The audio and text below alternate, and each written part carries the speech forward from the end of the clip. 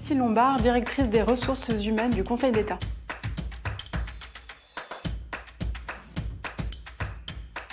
La justice administrative, c'est 42 tribunaux administratifs, 9 cours administratives d'appel qui sont répartis sur tout le territoire, qui ont pour mission de juger les litiges entre les citoyens et l'administration. Et en haut de ce réseau de tribunaux administratifs et de cours, c'est le Conseil d'État, la plus haute juridiction, qui a une double mission, c'est de juger en cassation principalement les décisions, les arrêts rendus par les tribunaux et par les cours administratifs d'appel. Et puis elle a une deuxième mission qui consiste à conseiller le gouvernement ou le Parlement sur des projets de textes ou des projets de décrets. Alors, on a une cinquantaine de métiers qui sont représentés au sein de la justice administrative. Les métiers de juge, évidemment. On peut être membre du Conseil d'État ou magistrat administratif. On peut aussi être greffier. Donc, on fait le lien entre les différentes parties au litige. Mais il y a aussi tout ce qui est fonction support. On a une direction des ressources humaines, une direction des services informatiques, une direction de la communication.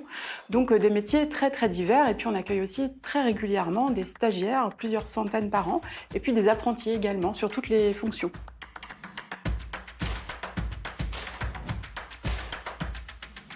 Alors d'abord, c'est leur sens. Il s'agit vraiment de contribuer très concrètement à la défense de l'état de droit et des libertés fondamentales des citoyens.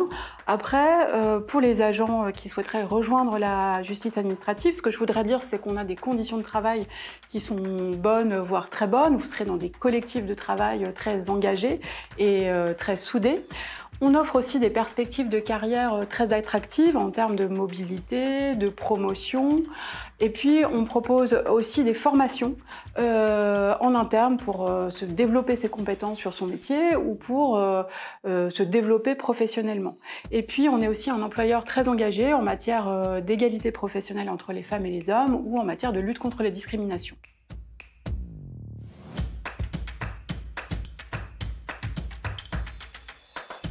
Quel que soit votre projet ou votre profil, que vous soyez tout jeune diplômé, sans qualification, ou au contraire si vous avez déjà une expérience professionnelle significative, on sera très heureux de vous conseiller, de vous renseigner lors du salon Choisir le service public.